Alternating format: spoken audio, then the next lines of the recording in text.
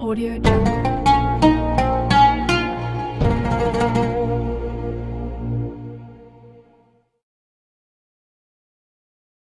Assalamualaikum warahmatullahi wabarakatuh.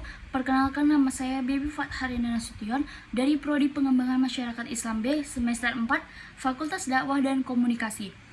Di sini tujuan saya membuat video untuk memenuhi tugas ujian akhir semester dari mata kuliah hadis tematik yang diampuh oleh Bapak dosen Dr. Muhammad Abdul Muin LCMA. Di sini saya akan membahas tentang pengertian hadis metode tematik, yaitu secara bahasa kata maudu'i itu merupakan isim maf'ul dari kata wada'a yang artinya masalah atau pokok permasalahan. Sedangkan secara etimologi, kata maudu'i itu berarti meletakkan sesuatu atau merendahkannya, sehingga kata maudu'i itu merupakan lawan kata dari al-raf'u atau mengangkat. Mustafa Salim mengatakan bahwa maudu'i adalah meletakkan sesuatu pada suatu tempat. Maka yang dimaksud dengan metode maudu'i adalah mengumpulkan ayat-ayat yang bertebaran dalam Al-Quran atau hadis-hadis yang bertebaran dalam kitab-kitab hadis yang terkait dengan topik tertentu. Selanjutnya ada ciri-ciri hadis metode tematik. Yang pertama itu menghimpun hadis-hadis yang membicarakan satu topik tertentu atau permasalahan tertentu. Yang kedua, memahami makna dari masing-masing hadis. Dan yang ketiga, memahami hadis secara komprehensif menggunakan pendekatan tematik. Baik, di sini saya akan membacakan hadis tentang manusia adalah makhluk sosial. A'udzubillahi minasyaitonirrajim. Bismillahirrahmanirrahim.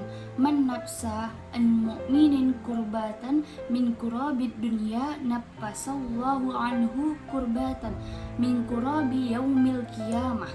Wa man yassara 'alal mu'sirin yassarallahu 'alaihi fi dunya wal akhirah.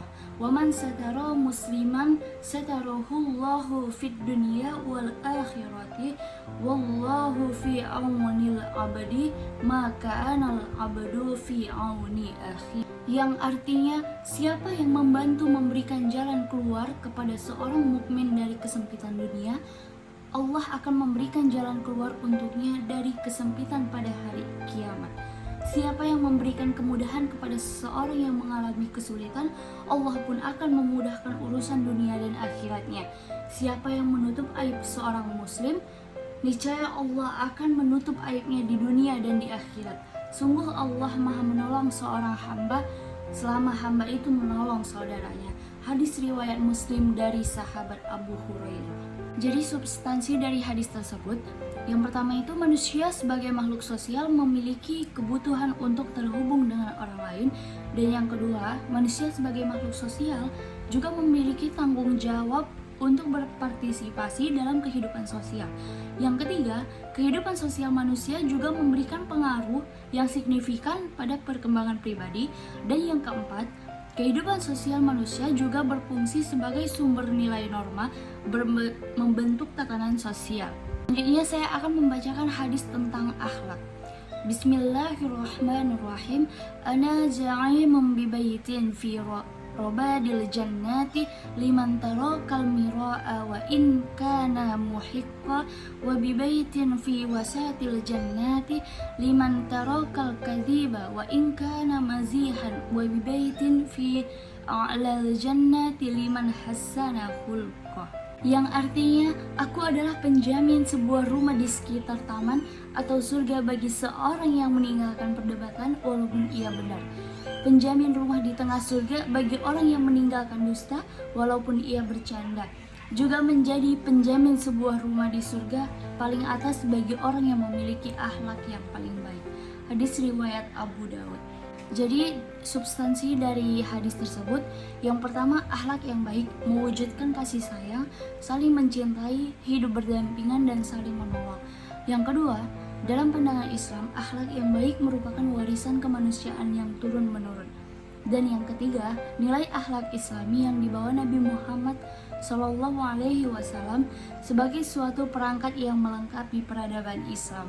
Di sini saya akan membacakan hadis tentang perpecahan umat Islam. Bismillahirrahmanirrahim.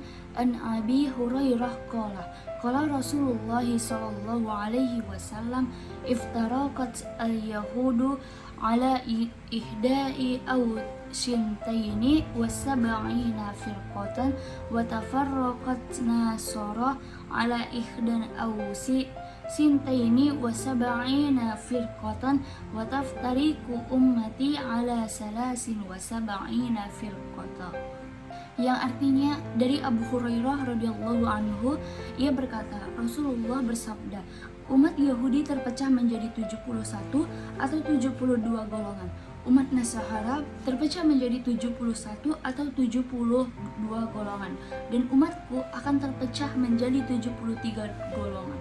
Hadis riwayat Abu Daud, At-Tirmizi, Ibnu Majah, Al-Hakim, Ahmad. Jadi substansi dari hadis tersebut yaitu jika bersatu, siapapun tidak bisa mengganggu dan mengalahkan. Sebaliknya, jika berpecah, dengan mudah diobok-obok orang lain. Selanjutnya saya akan membacakan hadis tentang ciri-ciri orang munafik, ada 3. Bismillahirrahmanirrahim. Ayatul munafiki salasun idza haddasa kadzaba wa idza wa'ada ahlafa wa idza tumina khana. Yang artinya, tanda-tanda orang munafik ada 3. Jika berbicara ia berbohong, jika berjanji ia mengingkari, dan jika diberi amanah ia berkhianat. Hadis riwayat Bukhari dan Muslim. Jadi substansi dari hadis tersebut, yang pertama, munafik adalah orang yang nifak, antara lahir dan batinnya tidak sama. Ibaratnya ia mengatakan beriman tetapi hatinya kafir. Yang kedua, banyak juga perbuatannya menyerupai orang-orang munafik, namun dalam hatinya masih ada iman. Dan yang ketiga, meskipun orang munafik tidak dapat diketahui secara pasti, namun tanda-tandanya itu pasti dikenali. Dan yang terakhir, saya akan membacakan hadis tentang siapa melihat kemungkaran, hendaklah berusaha merubahnya. Bismillahirrahmanirrahim.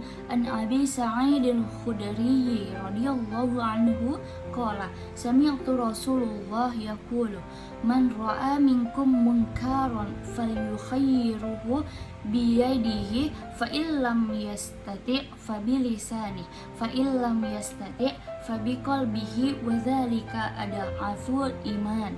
Riwayat Muslim. Yang artinya dari Abu Sa'id al-Khudri radhiyallahu anhu, ia berkata, aku mendengar Rasulullah Shallallahu alaihi wasallam bersabda, barang siapa dari kalian melihat kemungkaran, ubahlah dengan tangannya, jika tidak bisa, ubahlah dengan lisannya, jika tidak bisa, ingkarilah dengan hatinya, dan itu merupakan selemah-lemahnya iman. Hadis riwayat Muslim nomor 49. Jadi substansi dari hadis tersebut, yang pertama, Nabi Shallallahu alaihi wasallam perintahkan siapa saja yang melihat kemungkaran untuk mengubahnya sesuai kemampuan. Dan yang kedua, kemungkaran harus dinilai sebagai kemungkaran oleh yang mengingkari dan pelaku yang diingkari. Dan yang ketiga, hati juga memiliki amalan, dimana jika tidak bisa mengubah dengan tangan, maka ubahlah dengan hati.